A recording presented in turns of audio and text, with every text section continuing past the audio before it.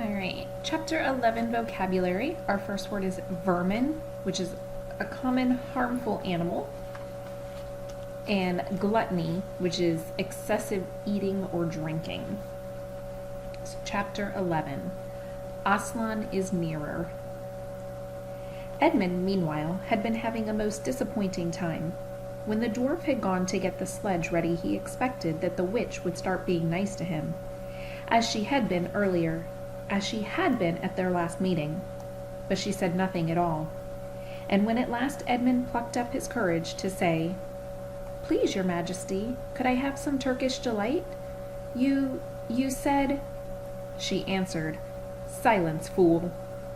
Then she appeared to change her mind and said, as if to herself, "And yet it will not do to have the brat fainting on the way," and once more clapped her hands. Another dwarf appeared. "Bring the human creature food and drink," she said. The dwarf went away and presently returned, bringing an iron bowl with some water in it, and an iron plate with a hunk of dry bread on it. He grinned in a repulsive manner as he set them down on the floor beside Edmund and said, "Turkish delight for the little prince. Ha!"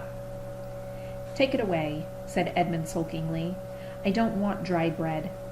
But the witch suddenly turned on him with such terrible expression on her face that he apologized and began to nibble at the bread, though it was so stale he could hardly get it down.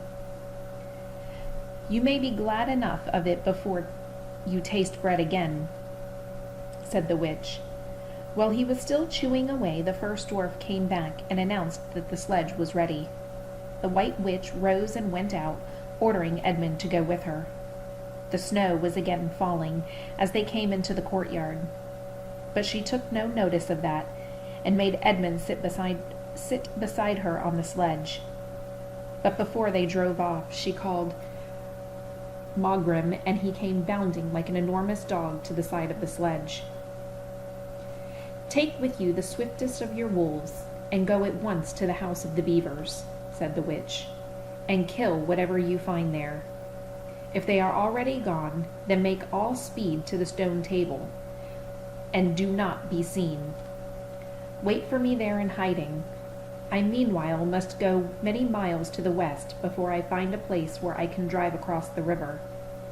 You may overtake these humans before they reach the stone table. You will know what to do if you find them."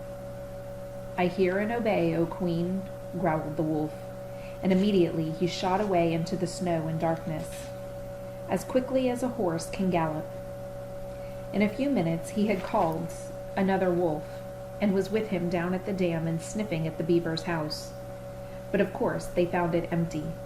It would have been a dreadful thing for the beavers and the children if the night had remained fine, for the wolves would have been able to follow their trail, and 10 to 1 would have overtaken them before they got to the cave.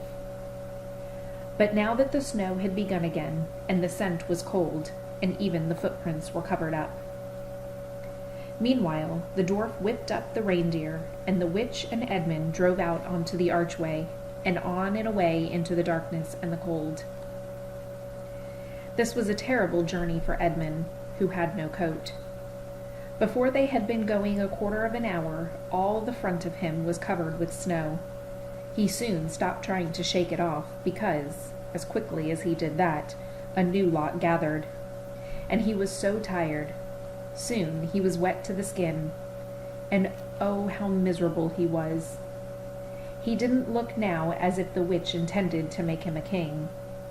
All the things he had said to make himself believe that she was good and kind, and that her side was really the right side, sounded silly now. He would have given anything to meet the others at this moment, even Peter. The only way to confront himself now was to try to believe that the whole thing was a dream, and that he might wake up at any moment. And as they went on, hour after hour, it did come to seem like a dream. This lasted longer than I could describe even if I wrote pages and pages about it. But I will skip on to the time when the snow had stopped, and the morning had come, and they were racing along in the daylight. And still they went on and on, with no sound but the everlasting swish of the snow and the creaking of the reindeer's harnesses. And then, at last, the witch said, "What have we here? Stop!" And they did. How Edmund hoped she was going to say something about breakfast. But she had stopped for quite a different reason. A little way off at the foot of a tree sat a merry party of a squirrel and his wife and their children, and 2 satyrs and a dwarf and an old dog fox, all on stools round a table. Edmund couldn't quite see what they were catting, but it smelled lovely, and there seemed to be decorations of holly, and he wasn't at all sure that he didn't see something like a plum pudding. At the moment when the sledge stopped, the fox, who was obviously the oldest person present, had just risen to his feet, holding a glass in its right paw as if it were going to say something. But when the whole party saw the sledge stopping, and who it was, all the gaiety went out of their faces. The father squirrel stopped eating with his fork halfway to his mouth, and one of the satyrs stopped with its fork actually in its mouth, and the baby squirrels squeaked in terror. "What is the meaning of this?" asked the queen. Nobody answered. "Speak, vermin," she said again, "or do you want my dwarf to find you a tongue with his whip? What is the meaning of all this gluttony, this waste, this self-indulgence? Where did you get all these things?" "Please, your majesty," said the fox, "we were given them, and if I might make so bold as to drink your majesty's very good health." "Who gave them to you?" said the witch. "Father Christmas," stammered the fox. "What?" roared the witch, springing from the sledge and taking a few strides nearer to the terrified animals. "He has not been here. He cannot have been here. How dare you? But no. Say you have been lying, and you shall even now be forgiven." At that moment, one of the young squirrels lost its head completely. He has! It squeaked, beating its little spoon on the table.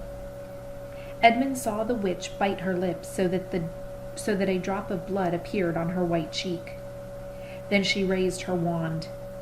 "Oh, don't, please don't," shouted Edmund. But even while he was shouting, she had waved her wand, and instantly, where the merry party had been, there were only statues of creatures. One with its stone fork fixed forever, halfway in its stone mouth. Seated round a stone table on which there were stone plates and a stone plum pudding. "As for you," said the witch, giving Edmund a stunning blow on his face as she mounted the sledge, "let that teach you to ask favors for spies and traitors. Drive on." And Edmund, for the first time in the story, felt sorry for someone besides himself. It seems so pitiful to think of these little stone figures sitting there all the silent days and all the dark nights, year after year, till the moss grew on them, and at last even their faces crumbled away. Now they were steadily racing on again, and soon Edmund noticed that the snow, which splashed against them as they rushed through it, was much wetter than it had been all last night. At the same time, he noticed that he was feeling much less cold. It was also becoming foggy. In fact, every minute it grew foggier and warmer, and the sledge was not running nearly as well as it had been running up until now. At first, he thought this was because the reindeer were tired, but soon he saw that that couldn't be the real reason. The sledge jerked and skidded and kept on jolting as if it had struck against stones. And however the dwarf whipped the poor reindeer, the sledge went slower and slower. There also seemed to be a curious noise all around them, but the noise of their driving and jolting, and the dwarf shouting at the reindeer, prevented Edmund from hearing what it was, until suddenly the sledge struck so fast that it wouldn't go on at all. What had happened there was a moment's silence, and in that silence Edmund could at last listen to the other noises properly. A strange, sweet, rustling, chattering noise. And yet not so strange, for he'd heard it before, if only he could remember where. Then all at once he did remember. It was the noise of running water. All around them throughout the site, there were streams, chattering, murmuring, bubbling, splashing, and even, in the distance, roaring. And his heart gave a great leap, though he hardly knew why, when he realized that the frost was over, and so much nearer there was the drip, drip, drip from the branches of all the trees. And then, as he looked at one tree, he saw a great load of snow slide off it, and for the first time since he had entered Narnia, he saw a dark green fir tree. But he hadn't time to listen or watch any longer, for the witch said, "Don't sit staring, fool. Get out and help." So I'm going to stop here for a moment. How is the setting changing? Think back to how C.S. Lewis, the author, has described the setting up to this point. What's different? What could the setting be revealing about possible themes? So I want you guys to think about that. How is the setting revealing possible themes? And of course Edmund had to obey. He stepped out into the snow, but it was really only slush by now, and began helping the dwarf to get the sledge out of the muddy hole it had got into. They got it out in the end, and by being very cruel to the reindeer, the dwarf managed to get it on the move again, and they drove a little farther. And now the snow was really melting in its earnest, and patches of green grass were beginning to appear in every direction. Unless you have looked at the world of snow as long as Edmund had been looking at it, you will hardly be able to imagine what a relief those green patches were after the endless white. And then the sledge stopped again. "It's no good, your majesty," said the dwarf. "We can't sledge in this thaw." "Then we must walk," said the witch. "We shall never overtake them walking," growled the dwarf. "Not with the start they've got." "Are you my counselor or my slave?" said the witch. "Do as you're told. Tie the hands of the human creature behind it and keep hold of the end of the rope. And take your whip and cut the harness of the reindeer. They'll find their own way home." The dwarf obeyed, and in a few minutes Edmund found himself being forced to walk as fast as he could with his hands tied behind him. He kept on slipping in the slush and mud and wet grass, and every time he slipped, the dwarf gave him a curse and sometimes a flick of the whip. The witch walked behind the dwarf and kept saying, "Faster, faster." Every moment the patches of green grew brighter, and the patches of snow grew smaller. Every moment more and more of the trees shook off their robes of snow. Soon, wherever you looked, instead of white shapes, you saw dark greens of firs, or the black prickles of branches of bare oaks and elms. Then the mist turned from white to gold, and presently cleared altogether. Shafts of delicious sunlight struck down onto the forest floor, and overhead you could see a blue sky between the treetops. Soon there were more wonderful things happening. Coming suddenly around the corner into a glade of silver birch trees, Edmund saw the ground covered in all directions with little yellow flowers. The noise of water grew louder. Presently they actually crossed a stream. Beyond it they found snowdrops growing. "Mind your own business," said the dwarf when he saw that Edmund had turned his head to look at them, and he gave the rope a vicious jerk. But of course that didn't prevent Edmund from seeing. Only 5 minutes later, he noticed a dozen flowers growing round the foot of an old tree, gold and purple and white. Then came a sound even more delicious than the sound of the water.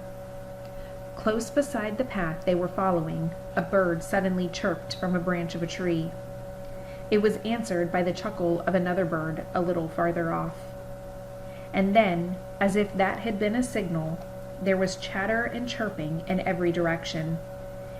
And then a moment of full song, and within 5 minutes the whole wood was ringing with birds' music, and wherever Edmund's eyes turned, he saw birds alighting on the branches, or sailing overhead, or chasing one another, or having little quarrels, or tidying up their feathers with their beaks. "Faster, faster," said the witch. There was no trace of fog now. The sky became bluer and bluer, and now there were white clouds hurrying across it from time to time. In the wide glades there were primroses. A light breeze sprang up which scattered drops of moisture from the swaying branches and carried cool, delicious scents across the faces of the travelers. The trees began to come fully alive. The larches and birches were covered with green. Soon the beech trees had put forth their delicate, transparent leaves. As the travelers walked under them, the light also became green. A bee buzzed across their path. "This is no thaw," said the dwarf, suddenly stopping. "This is spring. What are we to do? Your winter has been destroyed, I tell you. This is Aslan's doing." "If either of you mention that name again," said the witch, "he shall instantly be killed." And that is the end of chapter 11. So in your journal, I want you guys to answer the following. Think back about the idea that in fantasy stories, magic may be harming and helping characters. At this point in the story, who is the magic helping and who is the magic harming?